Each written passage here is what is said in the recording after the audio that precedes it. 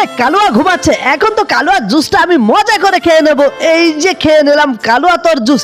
আরে বাবা জুস তো এখানে, এবার তো আমি এটা খাবো। ঘুমা ঘুমা তুই, আমি এবার তো এটা খাবো। আরে এই জুসটা খেতে এমন লাগছে কেন? যাই হোক, আরে খেতে দারুন, তুইও খেয়ে যা। আয় দারুন মোটা ভাই, দারুন, এটা খা খা। আরে এই জুসটা এত গন্ধ কেন রে? আরে কালুয়া তুই ঘুমাচ্ছিস, এখন তো তোর জুস আমি আরে এটা এত গন্ধ কেন? আরে খেতে দারুন, খেতে দারুন, আয় তুই খেয়ে যা। আরে এটা আবার কেমন জুস? জীবনে কখনো এমন জুস খাইনি।